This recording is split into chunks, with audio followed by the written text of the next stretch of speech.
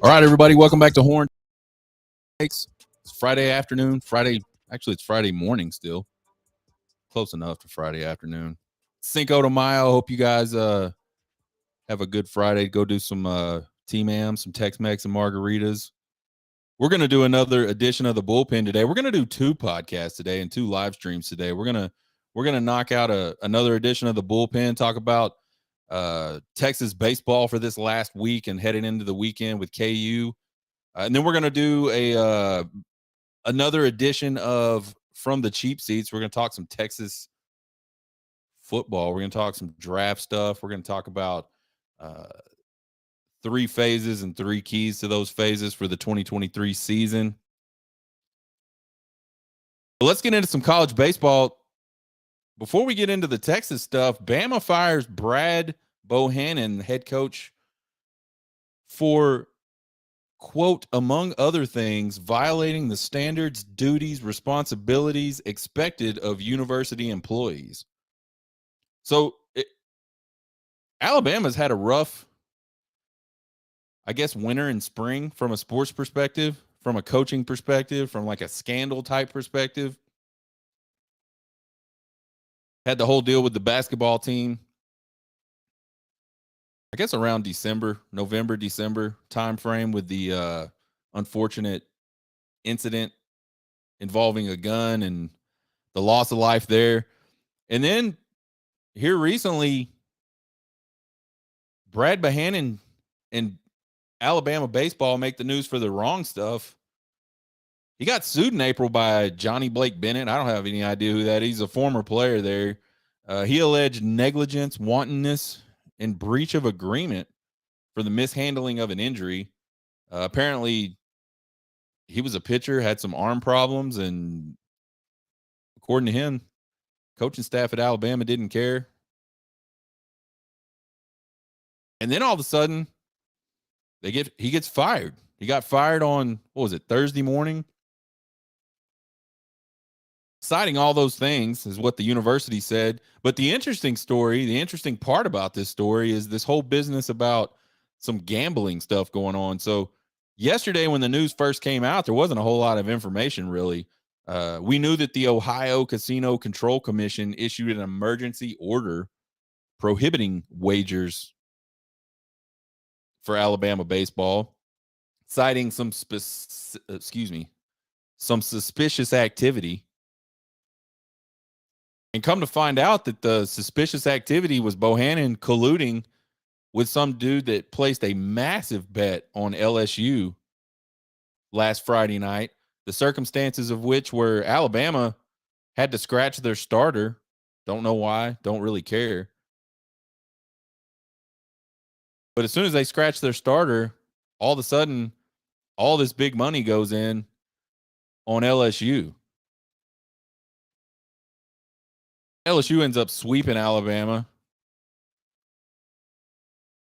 which I'm sure was the main deciding factor. Probably didn't have anything to do with the illegal gambling. I kid. I'm sure it did. But what a really weird story. I saw a TikTok video the other night. I don't know shit about I'm not involved majorly in the world of wagering or anything like that. I understand like the point spreads and I understand the odds and all that good stuff. I get the math of it, right? But I'm not like deep into that world. There was a guy on TikTok last night that did a little quick video about this situation. Apparently he is. And he said like basically anything over a few $100 for a college baseball game is a huge red flag in the gambling world. I don't know if anybody that listens to this is involved in gambling that could corroborate that story, or if anybody that sees, maybe I'll do a snippet of this part on TikTok. If any of you guys know, chime in. I'm interested to know, honestly, genuinely interested in understanding that. I know thousands of dollars get bet on football games and probably basketball games. I didn't really realize that maybe college baseball was different. Anyway, he's fired. Bama baseball has been kind of I don't even know what their record is, but I feel like they're kind of a dumpster fire this year. And I don't think that has anything to do with them. Probably they're in a really, really, really tough conference to be successful in baseball. So some guy's going to be their interim coach. I'm assuming it's the one of his guys. I don't know, but I thought it was interesting that this guy gets fired over some gambling stuff, but the basketball coach and a player that was involved in a pretty rough altercation, like about as serious as you can get offense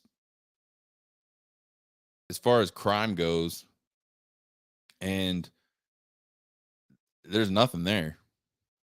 And I'm not saying that to stir up shit. I just think it's interesting. Maybe there was a lot of other stuff going on with Brad Bohannon behind the scenes.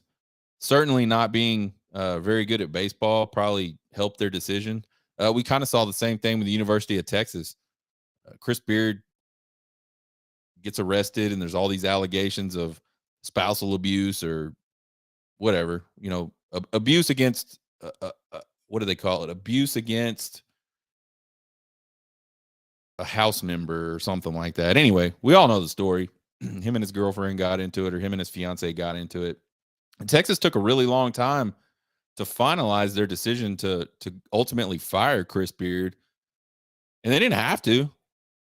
The contract states specifically simply being charged with a felony is grounds for separation, grounds from termination from this position. I have to think that part of that was University of Texas was doing their due diligence. The other part of it is, and the reason they would do their due diligence, the basketball team was doing really well at the time. And unfortunately, college sports is a business.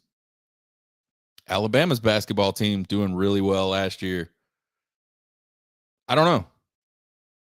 What do you guys think? So coming off a really, really, really, really shitty series against Oklahoma a couple weekends ago, where they were swept at home by an Oklahoma team that I think was talented, I think had some potential, but honestly, looking at their record and just what they had done that season, there's no way they should have swept Texas, but they did. They walked into Disch Falk Field and jumped on Texas, took advantage of Texas mistakes, pitched really well themselves, kept Texas off balance, kept Texas hitters off the base pads really in that series. So we talked about the wheels possibly coming off. We talked about heading up to Fort Worth, and TCU at the beginning of the year was a team that we looked at and said, man, I think TCU is going to be a pretty good team. They're going to be a team everybody's going to have to play through to win a Big 12 championship. And that just really hasn't come to fruition. They've had some struggles. They still got some talent though. And Texas is bad on the road. So we talked about this series going up to TCU as being kind of a make or break, maybe not a make or break, but definitely a crossroads for Texas. They can quit, feel sorry for themselves. Hey, we just got swept by Oklahoma. We suck. And go up and just absolutely have the wheels come off in TCU. And they didn't do that. They went up there and won the first two games. This was a series that got pushed to Saturday, Sunday, Monday due to some really rough weather in the DFW Plex area. I call it the DFW Plex, by the way. Some really rough really rough weather in that area on Friday. So they pushed it Saturday, Sunday, and Monday, and the first two games went pretty good for Texas. Actually, they went real good. They won game one, 8-4. They had 11 hits, 5 home runs, 3 doubles in that. This was a game where apparently the wind was blowing out at Mach 50, and if you just popped the ball up, it was about to be a home run. They had 3 doubles, 3 stolen bases. They did strike out 14 times, which has been a really big problem for Texas all season, really, but it certainly reared its ugly head in the Big 12 play. Lucas Gordon went 8 innings of really, really good baseball. He gave up 6 hits, 2 home runs, and again, you get the ball in the air and it was going to be home runs. So a lot of these plays that on a regular day or the wind blowing in a little bit, certainly a cool day, these balls aren't leaving the park like they were in that game. He did walk one. He had 4 earned runs on 115 pitches, which I believe is a career best for Lucas Gordon. I think the 8th inning was a career best as well for Lucas Gordon. So he's really starting to hit his stride and peak at the right time for Texas. He's been good all season. It was really good to see him go be good again. Heston Toll closes out the 9th in just 15 pitches. That's been a problem. It's been a problem with any of the guys out of the bullpen. And some of these guys that David Pierce is asking to come out of the bullpen today are guys that have started games in the past this season. So Heston Toll comes on, throws strikes. Again, that's been a problem. They've had guys that just come in and they cannot throw strikes. So game 1, real nice game. Game 2 was a close game, 3-2 win. Texas had 5 hits, 2 stolen bases, only 6 strikeouts. But they managed enough offensively and did enough with the pitching staff to get a 3-2 win. DJ Burke got the start. He went 2 innings, gave up 3 hits, 1 walk, 1 K.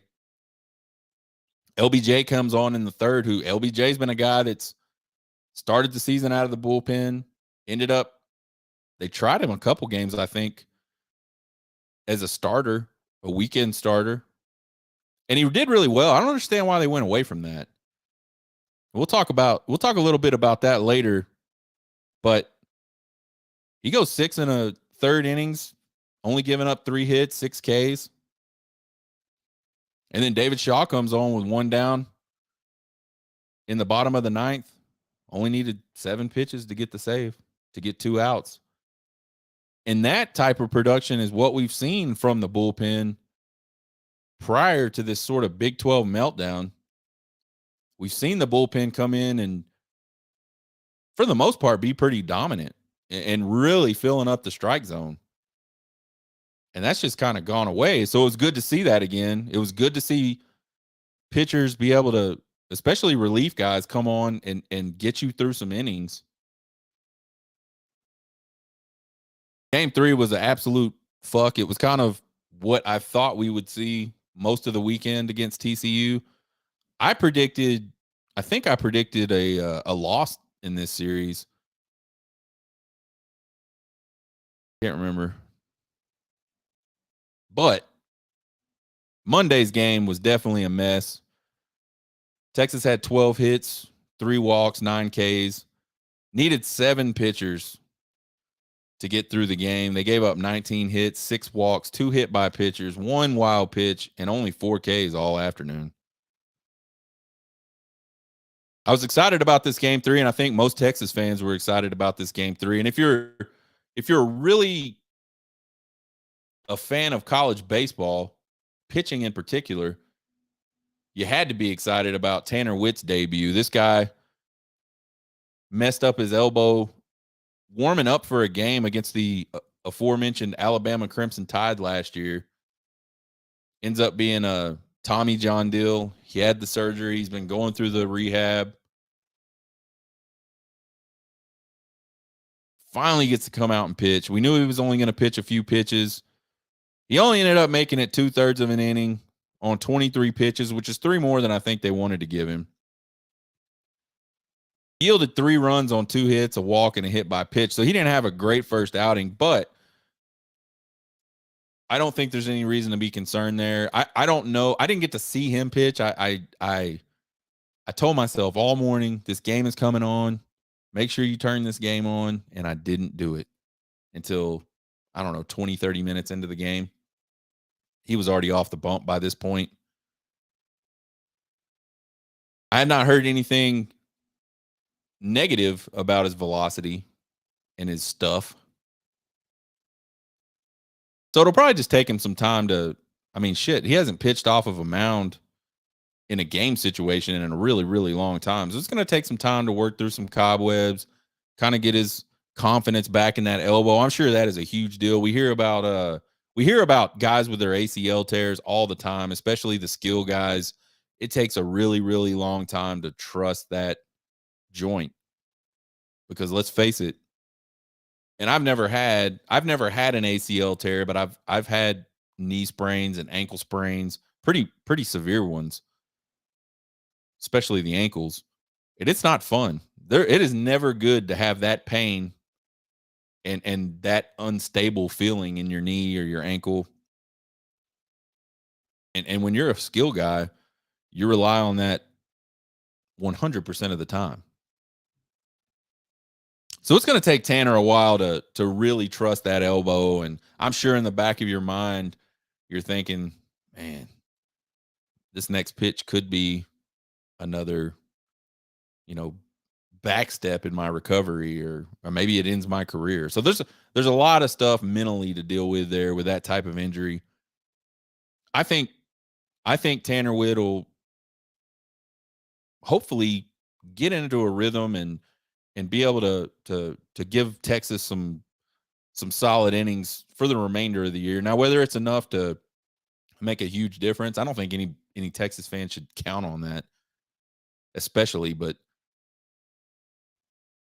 it'll just be good to see Tanner Witt back in the lineup. They interview Tanner Witt a lot on Longhorn Network in between innings during games, and you can tell he's really excited to be a part of the Texas baseball program.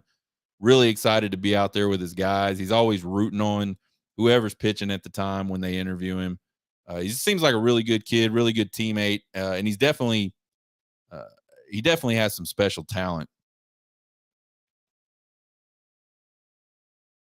So the TCU series, again, Texas gets a win. 2 out of 3. They look really bad in the loss, but they looked really good in the 2 wins. And I think that's the type of, again, potential this team has. Is they have the potential to be able to be a really solid team. I don't think they're a national championship caliber team. I don't even know if they're a College World Series caliber team, but they're certainly a team that if things line up for them just right, they can make a pretty deep run and make some noise in the tournament, maybe wind up in the College World Series. A lot of times teams, there's a difference between deserving to be where you're at and being able to compete where you're at. So I think Texas is a team that could do enough to deserve to be in the College World Series. I don't think Texas is a team that can compete at the College World Series today.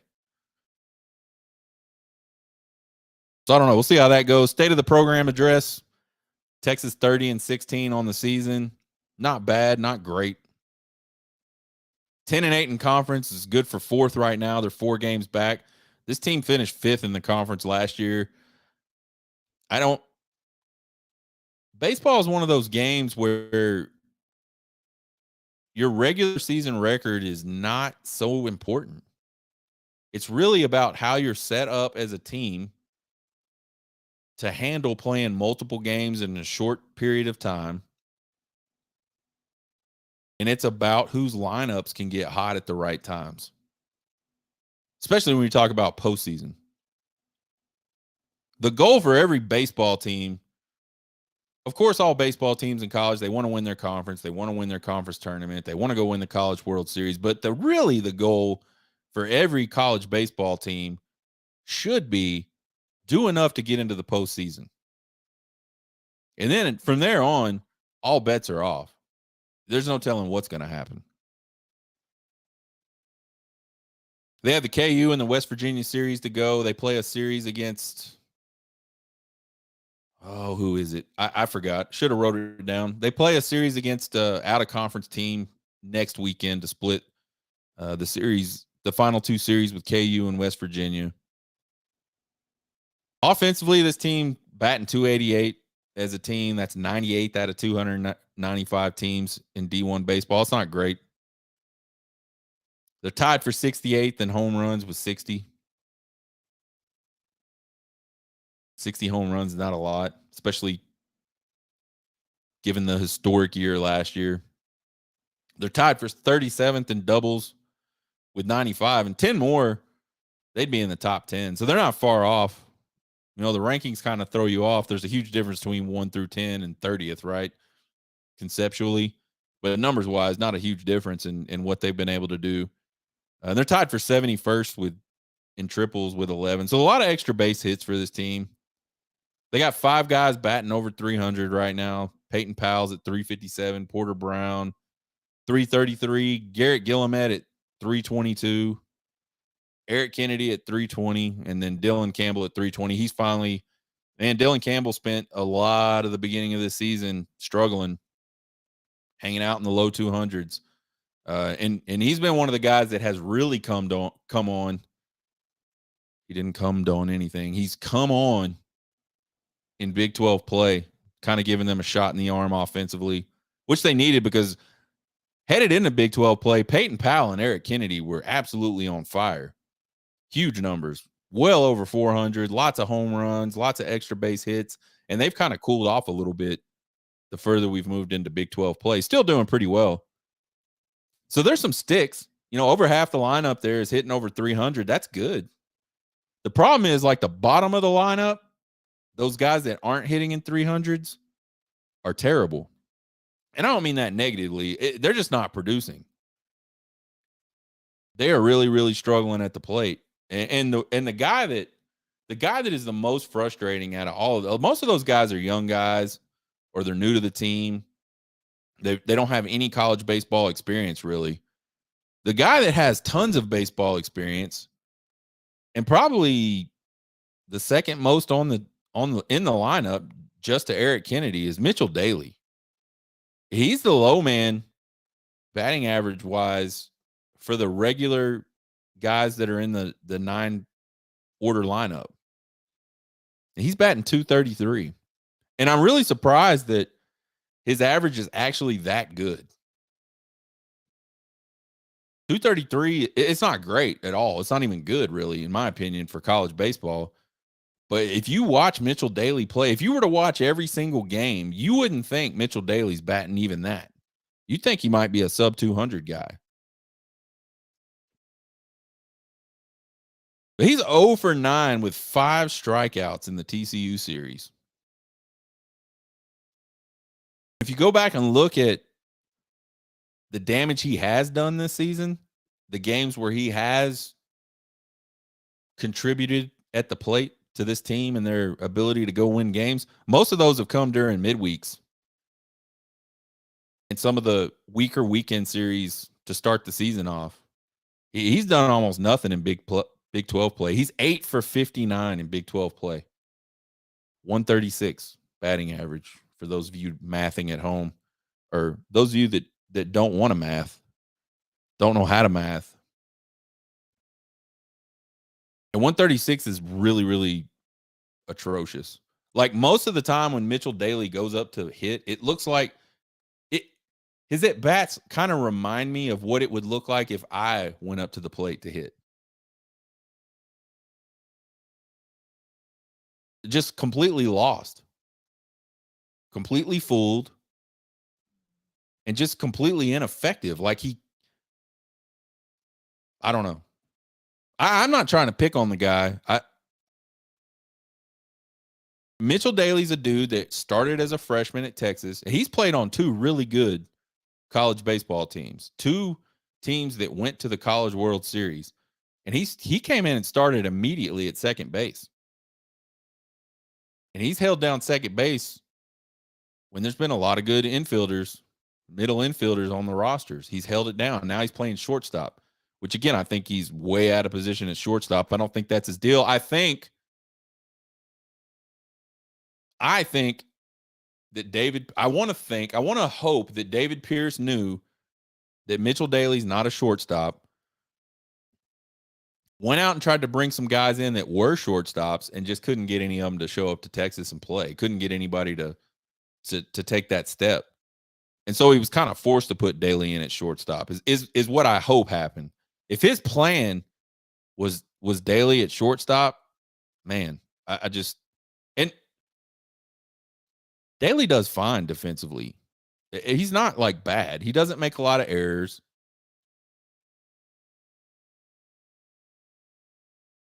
He's just not athletically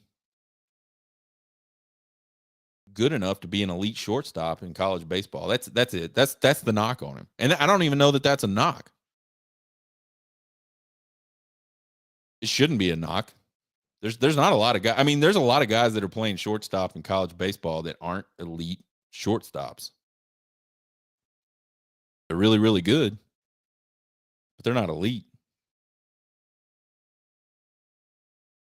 So maybe that's an unfair. Maybe it's unfair for me to judge him that way, but that's how I judge him. Anyways, Mitchell's started since he was a freshman. He hit well into 300 his freshman year. His sophomore year, it dropped quite a bit below 300, and now again he's sitting at 233. And if things keep up the way they have been in Big 12 play, he might be flirting with 200 or a sub 200 batting average by the time it's all said and done. And it's frustrating because you're one of the most experienced guys here. And B, the team needs you. He's just not getting it done. Problem is, there's nobody else back there to get it done. David Pierce, for whatever reason, has got himself in this situation where there's just not a lot of. There's probably some guys behind him that might be able to be better fielding, but again, fielding is not his problem. Errors aren't a problem. Physically, he's limited. He can't make plays in the hole. Like, there was a play, I don't even remember if it was TCU. It must have been TCU. It was either TCU or the midweek last week.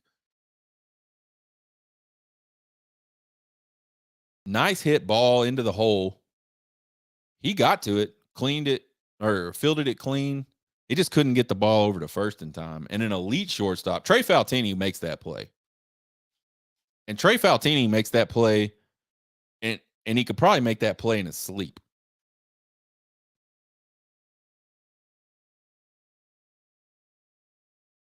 But there's probably nobody behind him that has a bat that's any better. And that's a recruiting problem. Pitching and defense, the ERA is finally over 4.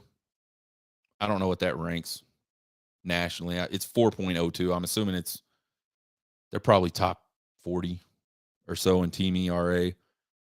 Lucas Gordon, we talked about him earlier. He's probably been the only consistent arm. At this point in the season, he's the only guy that I don't say to myself, what is going to happen when this guy starts throwing pitches during this game? I know what's going to happen. He's going to throw a lot of strikes. And every once in a while, a batter will do it. Batters should be able to do and get a hold of one. I don't have a problem with that. I like the way he challenges the strike zone. He challenges hitters. He's not trying to pitch around anybody. He's not looking necessarily to strike people out, although he does. He's just got strikeout type stuff.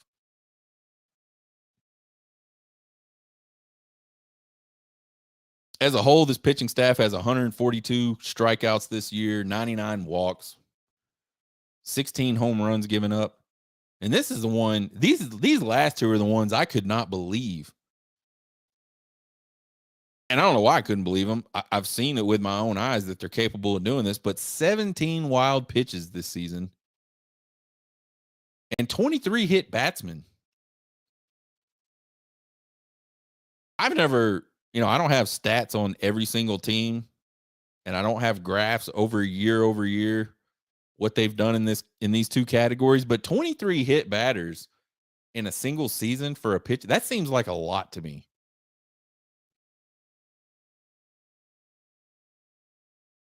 Maybe somebody out there can tell me how good or bad that is. It sounds really bad to me. Texas is 19th in the country in fielding percentage. They field about 98%. Actually, they field exactly at 98%. And you look at one of the interesting things about that stat to me is as I've found those stats, I'm obviously looking at the teams around them. There's not a lot of SEC teams in the top of the country at fielding percentage. Kentucky's way up there. And there was one other one that was up there, but most of the good teams, I think Florida was up there pretty high in fielding percentage. Most of those other good teams, Tennessee, LSU, Vandy, they don't field that great. So again, I mean, just an observation. I wonder if that hurts those teams in the College World Series. I wonder if that's why we've seen a team like Arkansas that was the number 1 seed a couple years ago not even advance out of their own region.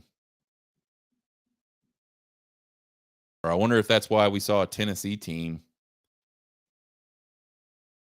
couldn't make it out of their super regional against a team that just wasn't all that good. Maybe I have those two backwards. One of those teams didn't make it past the regionals, and one of those teams didn't make it out of the super regionals. And both of those teams were very highly rated, had tons of wins, very little losses. That might be the thing that is sort of the weakness of SEC teams. A lot of those teams can hit. A lot of those teams have really, really good pitching. But a lot of those teams don't field the ball very well. Lots of errors. To wrap up the state of the program address into a nice little bow, and I alluded to it a little bit earlier in the show, is I think this Texas team could still be a dangerous team. I think they can make some noise. They have struggled mightily in Big 12 play in terms of the pitching staff being able to come in and just throw strikes. Like, do the most basic thing that a pitching staff is supposed to do. They've struggled at times to do that. And they've struggled themselves with striking out. They got a lot of strikeouts. But I think talent-wise, it's there.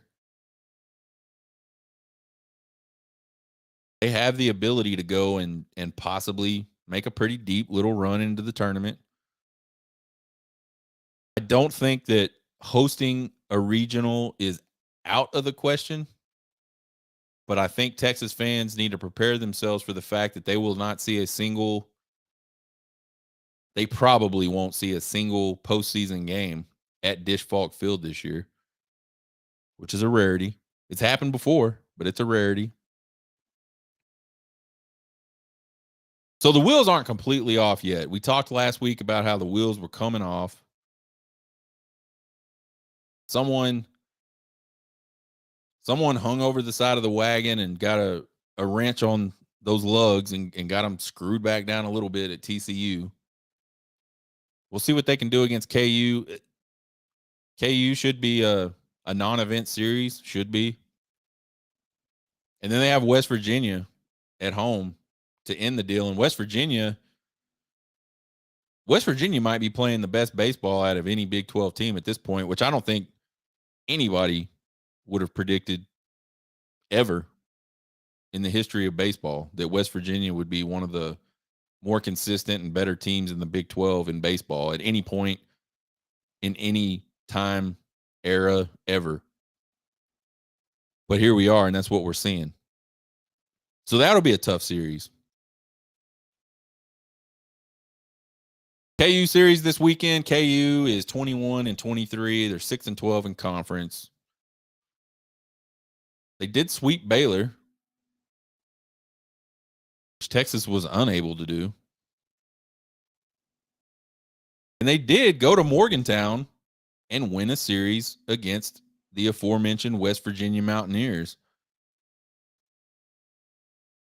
Their other win in Big 12 play was against Oklahoma,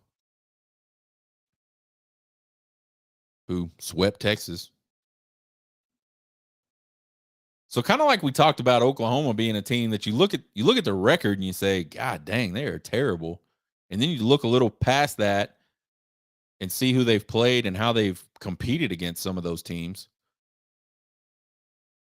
KU's competed with some decent teams, and they've won a series against a really good team. Right now, KU's on the bubble for the Big 12 tournament. There's 9 baseball teams in the Big 12 that play baseball today. One of them doesn't make it. They take 8. So right now they're sitting in the 8th position for the Big 12 tournament. Games start tonight, Friday at 6 p.m. We got Saturday 2 p.m. and Sunday at 1 p.m. All games are on ESPN Plus. So check that out. Got some time. Supposed to be good weather this weekend, at least in my part of Texas. I don't know what's going on everywhere in Texas. Big state. Our prediction for this series, I think Texas will win the series. But I think they're going to have one day where we can't pitch. Can't find the zone. And end up dropping a game. It's on the road. Texas hasn't played well on the road.